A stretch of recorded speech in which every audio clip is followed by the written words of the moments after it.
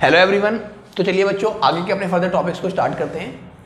तो last class जो बच्चों हमारी हुई थी जिसमें कि मैंने आप लोगों को लेंसेज के बारे में पढ़ाया था कि लेंसेज का जो हमारा फॉर्मूला होता है, लेंस फार्मूला, वो कैसे ड्राइव होता है, मैग्नीफिकेशन क्या होता है, लेंस की पावर का मतलब क्या होता है, और साथ में कि अगर दो लेंसेज को हम कंबाइन कर दें तो इक्विवेलेंट फोकल लेंथ या इक्विवेलेंट पावर हमारी किस तरीके से निकल के आती है। ये सारी की सारी बातें हम लोग डिस्कस कर चुके थे। तो बेटा अब हम इसके आगे थोड़ा सा बढ़ते हैं। अब हमारे चैप्टर में दो इंपॉर्टेंट टॉपिक्स बचे हुए हैं, जिसमें कि सबसे पहला टॉपिक है हमारा डिस्पर्जन एंड स्कैटरिंग। ये दोनों टॉपिक एक साथ ही पढ़े जाते हैं। First one is dispersion and scattering, और एक टॉपिक बच्चों हमारा बचा हुआ है ऑप्टिकल इंस्ट्रूमेंट। ऑप्टिकल इंस्ट्रूमेंट अपने आप में एक बहुत बड़ा टॉपिक है बच्चों, जिसमें कि हम लोगों को microscope, simple microscope, compound microscope, astronomical refracting telescope and astronomical reflecting telescope, ये सब पढ़ना है। ये अपने आप में अच्छी खासी वेटेज का और इंपॉर्टेंट टॉपिक है। ये भी पूछ लेता है लेकिन उतना ज़्यादा नहीं पूछता जितना ऑप्टिकल इंस्ट्रूमेंट पूछा जाता है, पहली बात। और दूसरी बात बच्चों, अगर पूरे चैप्टर में हम लोग देखें, पूरे रे ऑप्टिक्स में अराउंड 8 to 9 मार्क्स का आपका रे ऑप्टिक्स एग्जाम में पूछा जाएगा। तो पूरे ही रे ऑप्टिक्स से अगर हम लोग इंपॉर्टेंट टॉपिक की बात करें तो सबसे पहले हम लोगों ने एक फिनोमिनन पढ़ा था TIR, that one is important. Second lens maker formula. Lens maker फॉर्मूले में सब कुछ, लेंस मेकर फॉर्मूले का डेरिवेशन, और इससे पहले, इसको डिराइव करने से पहले जो हम रिफ्रैक्टिंग सरफेसेस के डेरिवेशन करते हैं वो। इसके अलावा एक आपका ये ऑप्टिकल इंस्ट्रूमेंट है ही है, इसको मैं यहीं पे लिख देता हूं, और एक बच्चों प्रिज्म। तो जितने भी मैंने यहाँ पे टॉपिक लिखे हैं बच्चों, ये सारी अपनी इनकी अच्छी खासी वेटेज है। तो अगर 8 या 9 नंबर की बात करें तो मान के चलिए 5 से 6 नंबर के आपके इसी वाले टॉपिक्स में से कुछ ना कुछ आएगा, ठीक है। तो इन पे बच्चों अच्छी तरीके से कमांड कर लीजिए आप लोग, सारे डेरिवेशंस को, सब चीज़ों को समझ के बहुत अच्छे से कर लीजिए, आप लोगों के बहुत अच्छे नंबर आ जाएंगे। तो चलिए अब अपने स्टार्ट करते हैं अपना मेन टॉपिक जो हमको आज पढ़ना है, that is dispersion and scattering. Dispersion and scattering हम इसी वाली वीडियो में कवर अप करेंगे पूरा, और from the very next video we will start optical instrument.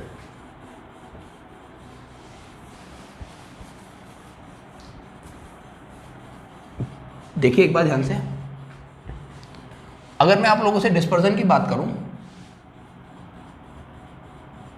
तो ये टॉपिक क्लास 10th में भी आप लोग थोड़ा सा ऑलरेडी पढ़ के आए हैं।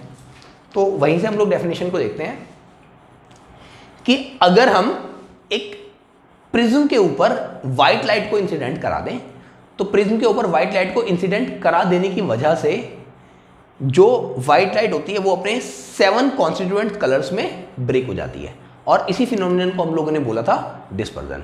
क्या?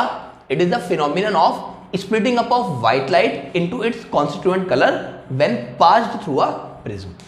ये बिल्कुल सही डेफिनेशन है, लेकिन अगर हम इसे और जनरल वे में बोले कि ऐसा प्रिज्म ही नहीं करता कि मतलब जहां पे कि हमारा डिस्पर्जन हो, कोई भी ऑप्टिकल मीडियम होगा वो भी हमको डिस्पर्जन करके दिखा देता है, लेकिन मोस्टली पढ़ते हम लोग। और हाँ, ऐसा भी जरूरी नहीं है कि व्हाइट लाइट ही होनी चाहिए, it could be any polychromatic light. अब there are 2 terms, one is called polychromatic light and one is monochromatic light. क्या मतलब है बच्चों इस पॉलीक्रोमेटिक लाइट का? पॉलीक्रोमेटिक लाइट मतलब वो लाइट जिसके अंदर एक से ज्यादा वेवलेंथ प्रेजेंट है, मतलब कि वो 2 या 2 से ज्यादा कलर्स का कॉम्बिनेशन है। और मोनोक्रोमेटिक लाइट बच्चों वो लाइट, मोनोक्रोमेटिक लाइट वो लाइट होती है जिसके अंदर केवल सिंगल वेवलेंथ प्रेजेंट होती है, ठीक है।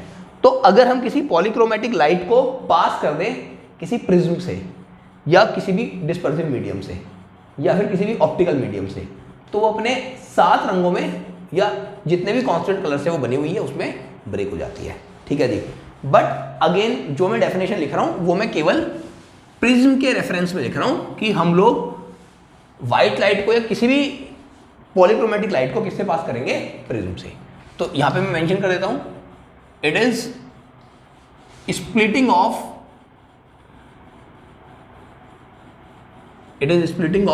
White light into its constituent colors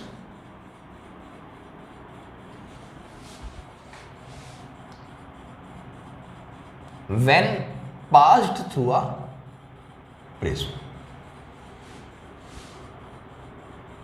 और बच्चों यहाँ पे आप लोग व्हाइट लाइट की जगह मेंशन कर सकते हो, it could be any polychromatic light. ठीक है, होप्स तो आपको बिल्कुल क्लियर दिखाई दे रहा होगा। हाँ जी, everything is visible very clearly. चलिए अब जरा इसको समझते हैं कि ऐसा होता क्यों है। What is the cause behind the dispersion, dispersion होता क्यों है। ऐसे समझो बच्चों, अगर मैंने कहा कि ये हमारा कोई प्रिज्म है, तो आप लोगों को पता है कि इस प्रिज्म का कुछ ना कुछ रिफ्रैक्टिव इंडेक्स होगा। अगर इस प्रिज्म का कुछ ना कुछ रिफ्रैक्टिव इंडेक्स होगा, तो आपको पता है जो एब्सोल्यूट रिफ्रैक्टिव इंडेक्स होता है उसका मीनिंग क्या होता है, speed of light in vacuum, speed of light in vacuum divided by speed of light in medium, speed of light in vacuum divided by speed of light in medium. जैसे कि अगर मैं आप लोगों से बात करूं कि मान लो इस प्रिज्म के अंदर किसी लाइट की स्पीड, कोई भी लाइट इसके अंदर ट्रैवल कर रही है, उसकी स्पीड 2 × 10⁸ है या फिर 1 × 10⁸ है मान लो। तो अगर उसके अंदर 1 × 10⁸ है और वैक्यूम के अंदर लाइट की स्पीड होती है 3 × 10⁸, तो आपको पता है कि इस प्रिज्म के मटेरियल का रिफ्रैक्टिव इंडेक्स बच्चों 3 आ जाएगा। लेकिन अब समस्या क्या होती है जरा समझो, जितने भी कलर होते हैं सारे वैक्यूम में कांस्टेंट स्पीड से ट्रैवल करते हैं। बड़े ध्यान से समझना इस बात को, जितने भी हमारे कलर्स होते हैं सारे के सारे वैक्यूम के अंदर तो कांस्टेंट स्पीड से ट्रैवल करते हैं। कितनी स्पीड से, मतलब speed of light in vacuum हमारी कांस्टेंट वैल्यू है 3 × 10⁸ मीटर पर सेकेंड। जितने भी कलर्स हैं वो सारे इसी स्पीड से ट्रैवल करते हैं। लेकिन अगर हम बात करें किसके अंदर, अगर हम बात करें दूसरे कलर्स की, मतलब मीडियम के अंदर, दूसरे किसी कलर की मीडियम के अंदर, तो इसी प्रिज्म में जो रेड कलर होगा उसकी अलग स्पीड होगी, जो ब्लू कलर होगा उसकी अलग स्पीड होगी। तो इस बात से ये कंक्लूजन निकल के आएगा कि ये जो n है, ये जो n की वैल्यू है, भाई न्यूमरेटर में तो हमेशा 3 × 10⁸ है, लेकिन यहाँ पे ये जो डिनोमिनेटर है, ये डिनोमिनेटर हर कलर के लिए अलग अलग होगा। अगर डिनोमिनेटर हर कलर के लिए अलग अलग होगा तो इसका मतलब क्या हो जाएगा कि प्रिज्म के मटेरियल का रिफ्रैक्टिव इंडेक्स हर कलर के हिसाब से बदलेगा। प्रिज्म के मटेरियल का रिफ्रैक्टिव इंडेक्स हर कलर के हिसाब से बदलेगा। और अगर प्रिज्म के मटेरियल का रिफ्रैक्टिव इंडेक्स हर कलर के लिए बदलेगा तो बच्चों यहां पे ये कहानी निकल के आ गई कि हमने डेविएशन का फॉर्मूला पढ़ा था जी। डेविएशन होता क्या था, ऐसे लाइट आई, थोड़ी सी बेंड हुई और फिर ऐसे चली गई। अगर मैं इंसिडेंट रे को आगे बढ़ा दूं और इमर्जेंट रे को पीछे बढ़ा दूं, तो जितना इंसिडेंट रे अपने रास्ते से भटक जाती है, जितना इंसिडेंट रे अपने रास्ते से भटक जाती है, उसको हम लोग बोलते हैं डेविएशन। अगर ये हमारा डेविएशन है तो अब सोच के देखो, डेविएशन का फॉर्मूला होता है n-1 × a। हमारा कांस्टेंट है, angle of the prism, prism की ज्योमेट्री पे डिपेंड कर रहा है। ये n हमारा हर कलर के लिए अलग अलग है। अगर n हमारा हर कलर के लिए अलग अलग है तो n को डिफरेंट होने की वजह से इस प्रिज्म में हर कलर अलग अलग डेविएशन देगा। तो अगर हर कलर को अलग अलग डेविएशन देनी है तो हर कलर ऐसे नहीं जा सकता, कोई ऐसे जाएगा, कोई ऐसे जाएगा, कोई ऐसे जाएगा, कोई ऐसे जाएगा, जिसकी वजह से सबका एंगल ऑफ डेविएशन भी अलग अलग आ जाएगा। ठीक है, तो बच्चों ये जो मैंने अभी आप लोगों को सारी बातें समझाई, this is the cause of dispersion. एक बार मैं इस बात को यहाँ पे लिखने की कोशिश करता हूँ और आप लोग समझना, और नहीं समझ में आएगा तो दोबारा से इस चीज़ को देखना रिवाइंड करके। ठीक है, बट ऐसा कुछ है नहीं कि समझ में ना आए, मैं यहाँ पे एक बार मेंशन कर देता हूँ।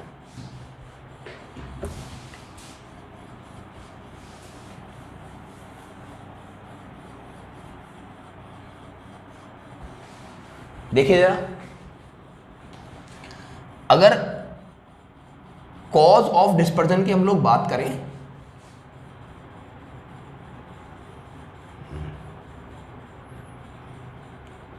तो सबसे पहला पॉइंट इसके अंदर क्या आएगा, refractive index of material of prism. Refractive index of the material of prism is different for different colour, is different for different colours. Different colours के लिए प्रिज्म के मटेरियल का रिफ्रैक्टिव इंडेक्स अलग अलग होता है। दूसरी बात इसके अंदर क्या निकल के आएगी बच्चों, दूसरी बात इसके अंदर ये निकल के आएगी कि अगर प्रिज्म के मटेरियल का रिफ्रैक्टिव इंडेक्स अलग अलग कलर के लिए अलग अलग, angle of deviation produced by prism, angle of deviation produced by prism will be different for different color, will be different for different colors. Angle of deviation different होगा, और तीसरी बात फॉर डिफरेंट डेविएशन, डेविएशन अलग अलग होने के लिए, for different deviation each colour have to, each colour have to refract at different angle, each colour have to refract at different angle. और अगर हर कलर को अलग एंगल पे डिफ्रैक्ट होना है, रिफ्रैक्ट होना है, तो बच्चों इसका मतलब ये हुआ कि जैसे ही व्हाइट लाइट एंटर करेगी, एंटर करते ही हर कलर बोलेगा मुझे अलग डेविएशन देना है, मुझे अलग डेविएशन देना है। अलग अलग डेविएशन देने की वजह से कोई कलर यहां चला जाएगा, कोई कलर यहां चला जाएगा। ठीक है, अब जरा इस बात को समझते हैं कि ये क्यों, किस तरीके से हो रहा होता है। तो बच्चों हमारी एक लाइट होती है, एक कलर होता है जिसका नाम होता है वायलेट। क्या नाम होता है? वायलेट। अगर मैं वायलेट कलर की बात करूं तो बच्चों वायलेट कलर का क्या होता है? Speed is maximum. Violet colour की बच्चों स्पीड हमारी मैक्सिमम होती है, मतलब प्रिज्म के अंदर वायलेट सबसे तेज ट्रेवल करता है। और अगर वायलेट सबसे तेज ट्रेवल करेगा तो आप जरा ये सोचिए कि अगर वायलेट तेज ट्रेवल करेगा तो प्रिज्म के मटेरियल का जो रिफ्रैक्टिव इंडेक्स होगा वो कम होगा या ज्यादा होगा? सॉरी, मैं उल्टा बोल गया। वायलेट कलर सबसे धीरे ट्रेवल करता है, speed of violet is minimum. और अगर वायलेट की स्पीड सबसे कम होगी तो वायलेट की स्पीड सबसे कम होने की वजह से वायलेट के लिए प्रिज्म के मटेरियल का रिफ्रैक्टिव इंडेक्स सबसे ज्यादा हो जाएगा। क्यों ज्यादा हो जाएगा? देखो जरा एक बार भाई, n होता है CV/cm। तो अगर ये सबसे कम है आउट ऑफ 7 कलर्स, कौन कौन से कलर्स? वही रेनबो वाले colours, VIBGYOR, violet, indigo, blue, green, orange, yellow, red, ये सब।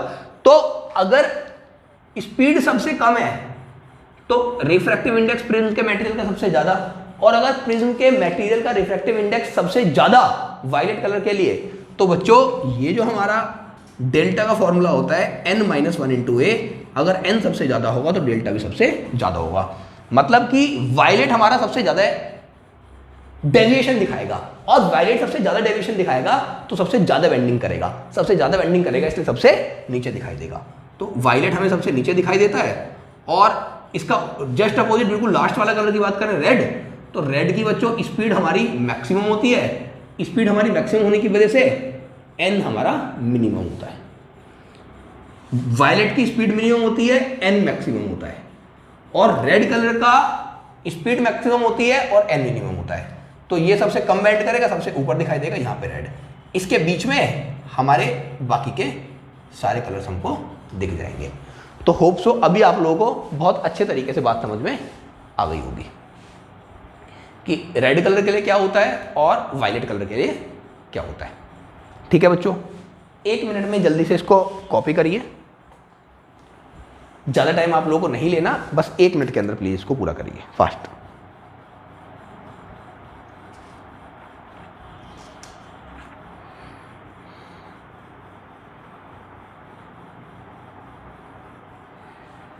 डन। प्लीज पॉज करके आप लोग कॉपी कर लीजिएगा अगर वो समझ में नहीं आया होगा तो, मतलब उतारा नहीं होगा, सॉरी। तो ठीक है, मैंने आप लोगों को अपनी बातें बिल्कुल समझा दी कि किस तरीके से हमारा प्रिज्म जो होते हैं वो डेविएशन दे रहे होते हैं और कि क्यों डिस्पर्जन होता है। चलिए बच्चों अब आगे बढ़े। तो एक टॉपिक हमारा आता है एंगुलर डिस्पर्जन और एक टॉपिक हमारा आता है डिस्पर्सिव पावर। तो दोनों टॉपिक को मैं साइड बाय साइड समझाऊंगा आप लोगों को।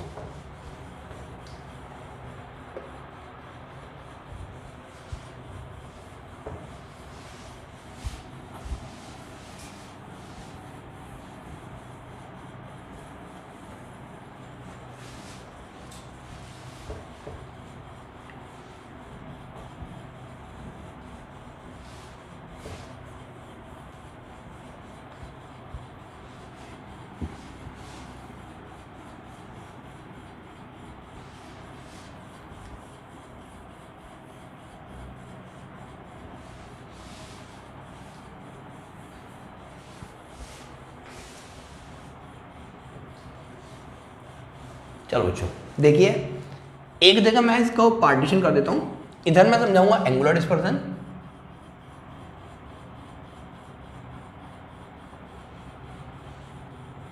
और उधर बच्चों मैं एक्सप्लेन करूंगा डिस्पर्सिव पावर।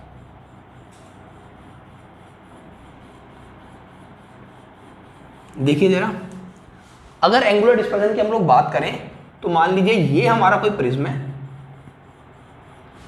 अगर इस प्रिज्म से मैंने यहां से कोई इंसिडेंट रे डाली तो होगा क्या कि जैसे ही व्हाइट लाइट जाएगी तो वो अपने 7 रंगों में ब्रेक हो जाएगी, और अगर वो 7 कलर्स में ब्रेक हो जाएगी तो कुछ इस तरीके से होगा कि ये सबसे नीचे वाला कलर, ये सबसे ऊपर वाला, मतलब इसके बीच में सारे होंगे, या फिर हम कोई से भी 2 कलर्स को ले सकते हैं। अब अगर मैं यहाँ पे इसको दिखा दूं ऐसे और ऐसे, अच्छा अब मैंने देखो इसको आगे बढ़ा दिया, तो आप लोग समझ पा रहे हो कि ये क्या चीज़ है मेरी, ये इंसिडेंट रे थी कि अगर ये प्रिज्म इसके रास्ते में ना आया होता तो इंसिडेंट रे इस तरीके से दोनों मतलब सीधी अपनी जा रही होती। अब अगर मैं आप लोगों से बोलूं कि बताओ डेविएशन कितना कितना होगा, तो डेविएशन निकालना बहुत आसान है, लेकिन एक बात है डेविएशन दोनों के लिए अलग अलग होगा। ऊपर वाली के लिए कम डेविएशन होगा, नीचे वाली के लिए ज़्यादा डेविएशन होगा। समझ पा रहे हो, नीचे वाली वायलेट होगी, ऊपर वाली रेड होगी, या फिर कोई से भी 2 कलर हो सकते हैं जो कि नीचे और ऊपर आएंगे। अगर मैं वायलेट को ऐसे बढ़ा दूं तो ये हमारा वायलेट का डेविएशन हो गया, इसको मैं डेल्टा वी बोलूंगा, और इसको अगर मैं ऐसे बढ़ा दूं तो ये हमारा रेड का डेविएशन हो गया, इसको मैं डेल्टा आर बोल रहा हूं, ठीक है। अच्छा, लेकिन अगर मैं इन दोनों लाइनों को और थोड़ा सा पीछे लेके चला जाऊं,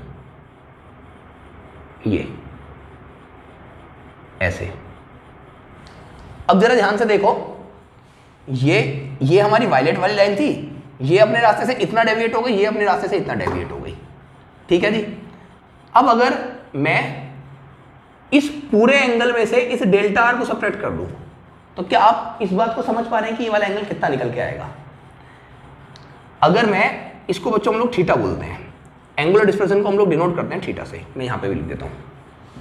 थीटा होता क्या है कि अगर वायलेट हमारी इतनी डेविएट हुई और रेड हमारी इतनी डेविएट हुई तो दोनों के डेविएशन में डिफरेंस क्या होगा, या तो ऐसे बोल दो या फिर ऐसे बोल दो कि जब मैंने इस वाली वायलेट को हमने पीछे बढ़ाया तो वायलेट को पीछे बढ़ाने पे हमारा इतना डेविएशन आया यहां से लेके यहां तक, ठीक है जी। अच्छा, अब मैंने बोला कि बताओ रेड में कितना आया होगा, तो रेड ये रही हमारी, डेल्टा वी में थोड़ा सा ऊपर लिख दूंगा, रेड का डेविएशन हमारा ये रहा, चाहे इसको यहां पे बना दो, सॉरी रेड का डेविएशन हमारा ये रहा, इसको हमने यहां पे बनाया, इसको यहां भी बना सकते हैं, यहां भी बना सकते हैं, हम कहीं भी बना सकते हैं एंगल को, तो एंगल तो मेरे हाथ में है। इस डेल्टा वी को मैंने यहां बनाया था, मैं यहां भी बना सकता था। अगर मैं ये बोल रहा हूं कि ये वाला मेरा डेल्टा वी है और ये वाला मेरा डेल्टा आर है, तो आप लोग एक बात समझ पा रहे हो कि अगर मैं डेल्टा वी में से डेल्टा आर को माइनस कर दूं, भाई देखो चाहे इस एंगल को यहां नाप लो चाहे यहां नाप लो, अगर मैं कह रहा हूं कि 2 लाइन ऐसे जा रही है तो एंगल को आप चाहे यहां मेजर कर लो चाहे यहां मेजर कर लो, तो ध्यान से देखो कि ये जो डेल्टा वी था इसको मैंने यहां पे ना बना के आगे बना दिया, और डेल्टा आर को यहां पे ना बना के मैंने यहां पे बना दिया। तो अगर मैं डेल्टा वी में से डेल्टा आर को माइनस कर दूं तो आप समझ पा रहे हो कि इन दोनों लाइंस के बीच का एंगल मिलेगा मुझे ये वाला। अब इस एंगल को चाहे यहां बना लो चाहे यहां बना लो, तो बेसिकली ये वाला जो एंगल होगा वो मेरा delta V minus delta are के बराबर होगा, और इसी को हम लोग बोलते हैं डिस्पर्जन, एंगुलर डिस्पर्जन, सॉरी।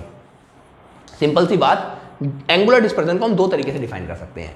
पहला तरीका ये कि it is the difference in the angle of 2 emergent रे, ये दोनों इमर्जेंट रे जा रही हैं, इन दोनों के बीच का डिफरेंस क्या एंगल्स का, या फिर it is the difference between deviation produced by 2 colours, 2 colours के डेविएशन के बीच का डिफरेंस क्या होगा।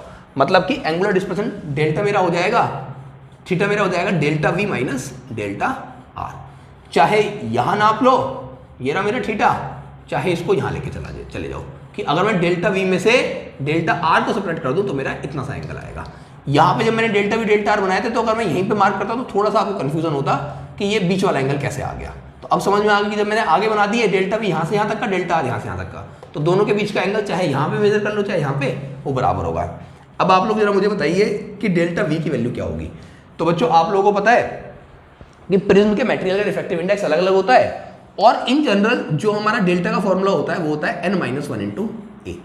तो अगर बच्चों मैं बात करूंगा डेविएशन फॉर वायलेट कलर, तो डेविएशन फॉर वायलेट कलर का मेरा फॉर्मूला होगा NV minus 1 into A.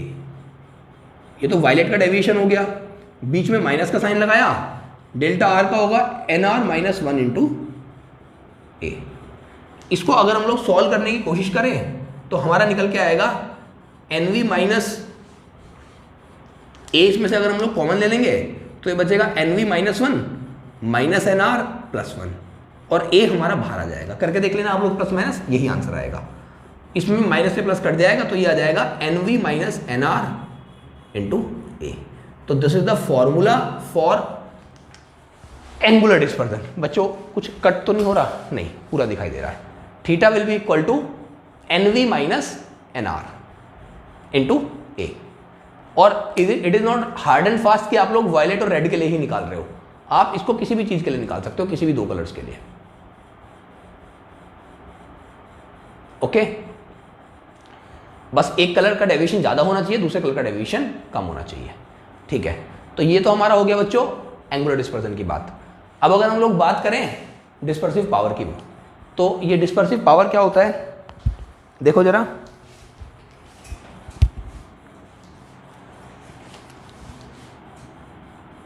It is the ratio of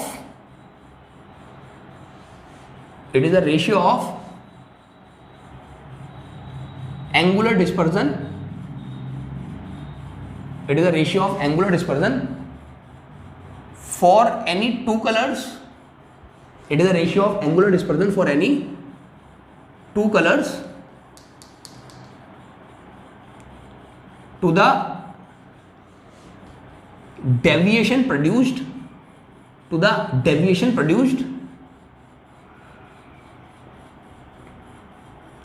by their mean color. Deviation produced by their mean color, मतलब कि इसको हम लोग डिनोट करते हैं बच्चों ओमेगा से। ओमेगा क्या होता है? डेल्टा, या तो ऐसे बोल दो delta V minus delta R upon delta we. आप इसको पहले ऐसे भी डिफाइन कर सकते थे कि ये थीटा अपॉन डेल्टा एम होता है। डेल्टा एम मतलब मीन कलर, थीटा मतलब एंगुलर डिस्पर्जन किसी भी दो कलर्स के लिए। अब अगर हम बात करें वायलेट और रेड की, तो delta V minus delta R upon delta Y. Delta Y क्यों लिखा बच्चों? वायलेट और रेड का मीन कलर जो होता है हम येलो मानते हैं। अब अगर आप विबग्योर के हिसाब से देखोगे तो येलो नहीं आएगा, कोई और आएगा। लेकिन बच्चों that is the criteria of wavelength, कि अगर हम वेवलेंथ का एवरेज लें, क्योंकि जितने भी हमारे विजिबल रीजन के कलर्स होते हैं, विजिबल रीजन की वेवलेंथ होती हैं, उनका एक बैंड होता है, वो फिक्स नहीं होता कि भाई इतने नंबर पे ये है। तो उस बैंड के हिसाब से अगर हम देखें तो वायलेट और रेड का जो मीन कलर आएगा वो येलो आएगा। तो delta V minus delta R की वैल्यू तो हमारे पास है ही, क्या मतलब थीटा की value NV minus NR into A upon, अगर बात करें येलो का डेविएशन क्या होगा, तो येलो का डेविएशन हमारा हो जाएगा NY माइनस 1 इंटू ए से ए कैंसिल हो गया, तो बच्चों ओमेगा हमारा आ गया NV minus NR divided by NY minus 1। This is the formula for dispersive power of the optical medium. Actual में ये जो हम प्रॉपर्टी निकाल रहे हैं ये एक ऑप्टिकल मीडियम की प्रॉपर्टी है, मतलब कि प्रिज्म की प्रॉपर्टी है, जिस प्रिज्म के लिए हम लोगों ने डेविएशन को कैलकुलेट किया है या फिर एंगुलर डिस्पर्जन को कैलकुलेट करा है। जितना मतलब हर अलग अलग प्रिज्म के लिए डिस्पर्सिव पावर अलग अलग होगी, अलग अलग प्रिज्म के लिए डिस्पर्सिव पावर अलग अलग होगी। ठीक है, अभी आप लोगों को बात समझ में आ गई होगी। ओके, चलिए तो जल्दी से इन दोनों चीज़ों को भी आप लोग नोट कर लेंगे और मैं आगे बढ़ता हूँ।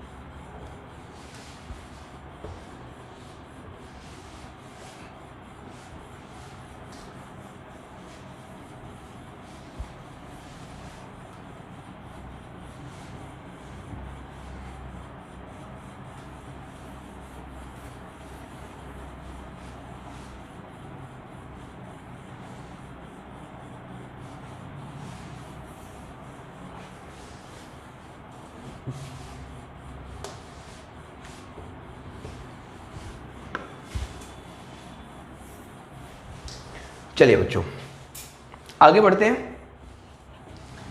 ऐसा समझिए एक फिनोमेनन होता है स्कैटरिंग। स्कैटरिंग मतलब फैल जाना। एक्चुअल में बच्चे बहुत ज़्यादा कंफ्यूज होते हैं, ऐसा लगता है कि डिस्पर्जन और स्कैटरिंग सेम होते हैं, बट नहीं, ऐसा नहीं है। Dispersion is something else and scattering is different. समझिए स्कैटरिंग क्या होता है। स्कैटरिंग बच्चों सिंपल सा कहानी, it is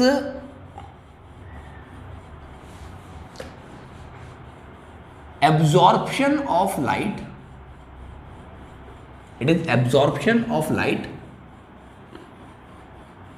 by the small particles, it is absorption of light by the small particles, and then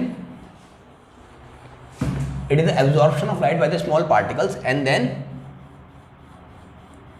re-radiation in all possible directions, re-radiation in all possible directions।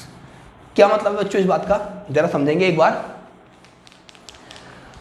होता क्या है कि अगर हमारी इस तरीके से लाइट आ रही है कहीं से, ये हमारी लाइट है, और इस लाइट के रास्ते में एक छोटा सा पार्टिकल आ गया।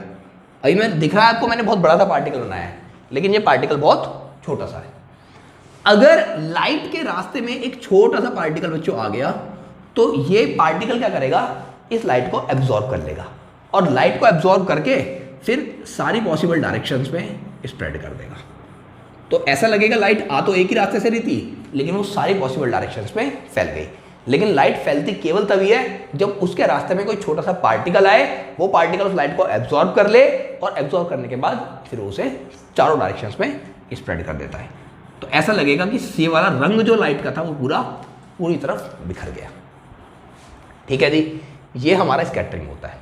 ठीक है, बहुत सारे प्रैक्टिकल ऑब्जर्वेशन, बहुत सारे प्रैक्टिकल फिनोमिनन हमारे इसी पे बेस होता है, स्कैटरिंग पे। कौन कौन से? आसमान नीला क्यों होता है, ये वाली बात। सुबह के और शाम के टाइम पे सन जो होता है वो रेड क्यों दिखाई देता है, ये वाली चीज़। इंफ्रारेड फोटोग्राफी क्यों पॉसिबल होती है फॉग एंड मिस्ट में, ये वाली बात। रेड कलर डेंजर सिग्नल में क्यों होता है, ये सारी बात। All these are the examples of this scattering only, कि लाइट फैलती है। लाइट तब फैलेगी जब आएगी, रास्ते में पार्टिकल मिलेगा, पार्टिकल उसे एब्जॉर्ब कर लेगा, और एब्जॉर्ब करके सारी पॉसिबल डायरेक्शंस में स्प्रेड कर देगा। अब बच्चों यहाँ पे हमारा एक लॉ आता है स्कैटरिंग का, जो कि आप लोगों ने नहीं पढ़ा था, उसको हम लोग बोलते हैं Rayleigh's law of scattering. What is this Rayleigh's law of scattering?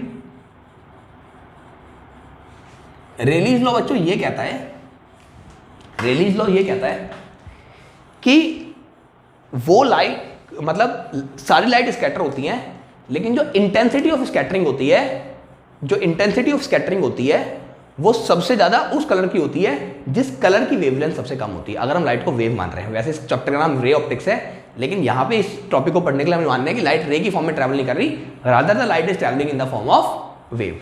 अगर लाइट हमारी वेव की फॉर्म में ट्रैवल कर रही है, तो ये कहता है रेलीज लॉ कि जो इंटेंसिटी ऑफ स्कैटरिंग होगी, जो इंटेंसिटी ऑफ स्कैटरिंग होगी, that is inversely proportional to fourth power of wavelength. मतलब कि जिस कलर की जितनी कम वेवलेंथ, जिस कलर की जितनी कम वेवलेंथ, उस कलर की उतनी ज्यादा स्कैटरिंग। जिस कलर की जितनी कम वेवलेंथ, उस कलर की उतनी ज्यादा स्कैटरिंग। तो अब आप इस बात से समझ पा रहे हो कि अगर हम 7 विजिबल कलर्स की बात करें विबग्योर की, तो उसमें सबसे कम वेवलेंथ किसकी होनी चाहिए? वायलेट की। लेकिन बच्चों वायलेट हमारी आंखों के लिए सेंसिटिव नहीं होता, तो इसलिए हम मानते हैं कि आउट ऑफ दिस 7 कलर सबसे कम वेवलेंथ होती है ब्लू की।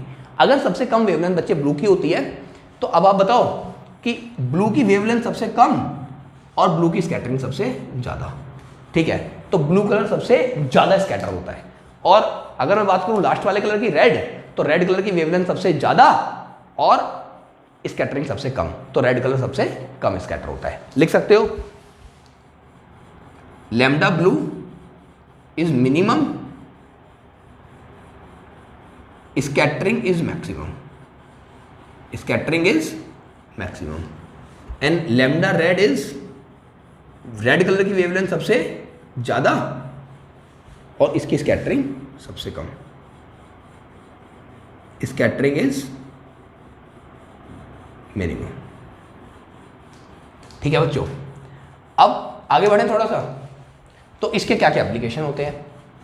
अच्छा एक बात और है, ये रेलेस लॉ तभी वैलिड है जब पार्टिकल जो होगा जो कि लाइट को एब्जॉर्ब करेगा उसका साइज बहुत छोटा हो, वेवलेंथ से भी छोटा, तभी ये हमारा रेलेस लॉ काम करता है। तो अगर लिखने के लिए आएगा तो आप ऐसे लिखोगे रेलेस लॉ का statement, according to it the intensity of scattering या intensity of scattering of light is inversely proportional to the fourth power of the wavelength.